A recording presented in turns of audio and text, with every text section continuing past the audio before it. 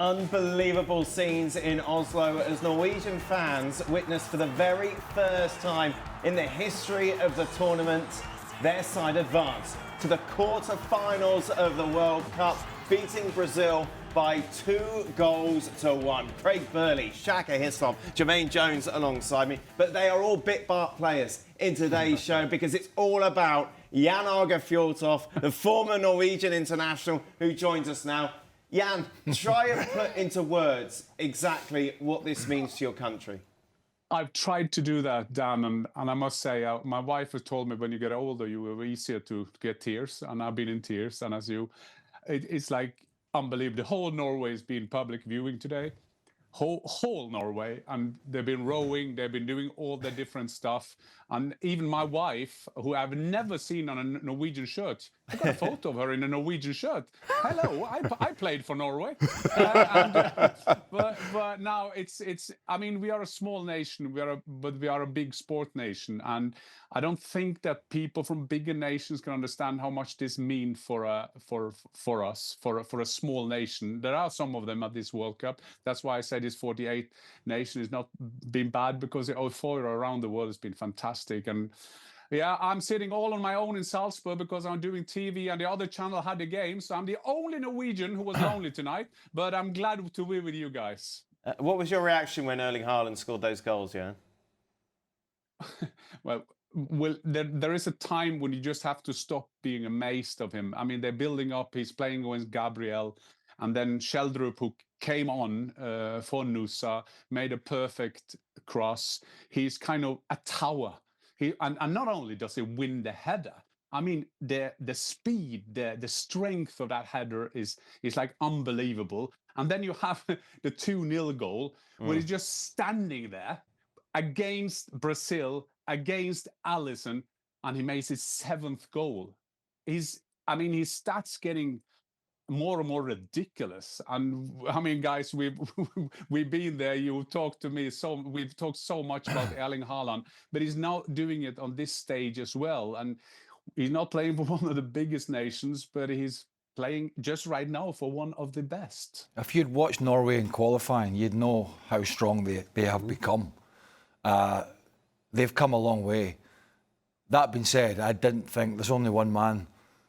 Yeah, Jermaine kept banging on that he predicted Norway to win. He predicted. Well, Shaka wasn't here, so it's only. Yeah, I predicted them as well.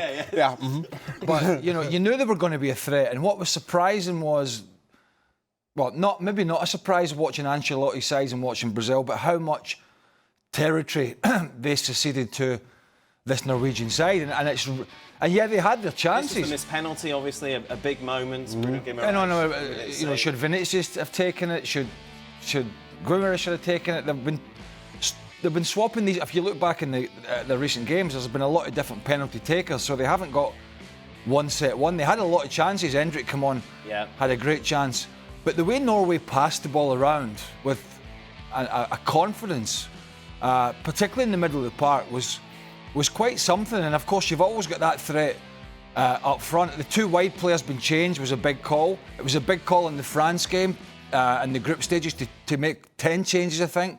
But that's paid dividends because in the heat of New Jersey, they were fresh and they were fit and they had some rest. And it's just an amazing story. I mean, from Brazil's perspective, that was an extreme. Although they created chances, they are out. That was an extremely negative, un-Brazilian-like tournament stroke performance where we saw very little of the flair and the samba and the noise. Did you hear the Brazilian fans in the crowd? I don't think we heard them in the crowd. So the Norwegians quietened them, and the big man up front did what he does. Doesn't have a lot of touches, but he's in that area, 6-yard box for that header against Gabriel, who he's had many battles with, and he gets one up on him today. What a story, Shane. It really is. Listen, I think you have to kind of highlight that battle between Gabriel and Erling Haaland because of what we've seen at club level and the feeling that that tussle between them and Gabriel as a centre-back has the physicality to cope with Erling Haaland probably as good as anybody in this tournament. Yet, Sheldrup stands across up and Erling Haaland just towers over Gabriel. Fantastic finish. The beauty, let me say the beauty, or the ease of this Norway team kind of taking control of this game comes at both ends of the park. You know that you've got Erling Haaland up at one end who can score half chances like nobody else in the game today.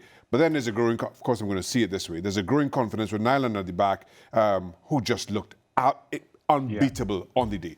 Everything that was thrown at him, deflected at him. That save at the end was the entire performance from beginning to end was simply outstanding. And looking at this from a goalkeeping perspective, or maybe more to the point, from a defender's perspective, when you know your keeper is in that mood, when you know he's having one of those days, it allows you to play with a little bit more confidence, a little bit more freedom, and that's what you saw. I think from back to front, Norway were way better than Brazil. The result should not surprise anybody, given that. It doesn't surprise you, Jermaine.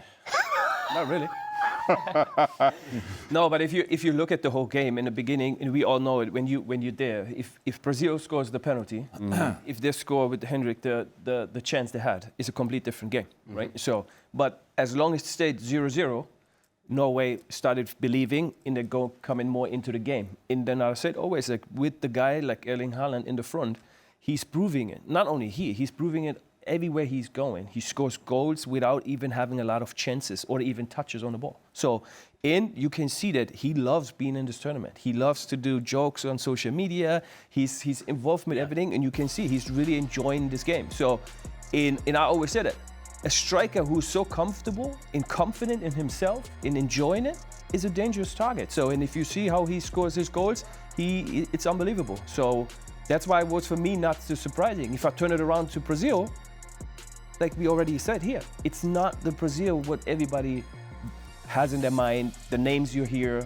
but if you look at the game, it's not like the oversteps and the one against ones, and it's more like slow football. And at the end, they waited to only play on the transition, and I don't think they deserved to win, and that's why they lost. 33% possession. I know possession is not the be-all and end-all. But this was planned, wasn't it, from Ancelotti, in the sense he said, fine, let them have the ball, we'll catch them on the break. Right. Which, to be fair, almost worked with that Hendrik chance. Almost, but didn't. And again, you go back to people like Jose Mourinho and others who are defensive-minded. When it comes off, people accept it, and when it doesn't, you're going to be criticised because there's an expectation in certain countries that how you go about things.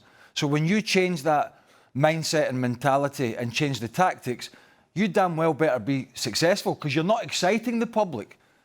There's nothing exciting really about this Brazilian side. And as you well know, I bang on about the 1982 World Cup. They didn't win it, but they had Socrates and Zico and all these players. And I played against Brazil in '98 and France. You couldn't get the ball off them. Couldn't get the ball off Dunga and Rivaldo and Ronaldo. And yet here's this team, and it's probably down to Ancelotti and down to the fact they don't have as many superstars as they once did. But they got overrun in the middle of the park today. We talked about it. Zanderberger just was winning second balls, strolling through the middle of the park. Martin Odegaard was picking up a lot of space. They dominated the middle of the park. And that allowed them to control the game. So that's fine from Brazil. If you go home with a World Cup to Rio de Janeiro and you've played a defensive game, you're going to be lauded. But he's going to be hammered now because they knew what they were getting into, though, didn't they? When they hired Ancelotti, this sort of style, we've seen him employ this. Where he's had so much success. Yeah, but I maybe stupidly thought there was going to be a little mindset change with Ancelotti because it's Brazil and because there's an expectation and because he does have some players that can turn it on, but he took his sort of Real Madrid mantra in recent years, which you're right has been successful, and he tried to use it with Brazil, but he didn't really have the players because you're asking a team that's not noted for defending to defend their way to win a World Cup. Yeah. And what have we talked about? What did we say yesterday? The teams that have been negative in this competition are going home, and you can add Brazil into that pot. Yeah. They've been negative in the way they've approached the game. They tried to, I think, just before we came on air, Jan was saying it, they tried to suck Norway in and almost did 2 or 3 times where Norway gave the ball away in the first half needlessly and almost get punished. That was their game plan. But they were negative and they haven't been successful and they go in that pot of a team that's uninspiring at a World Cup and they're on a flight home. Yeah.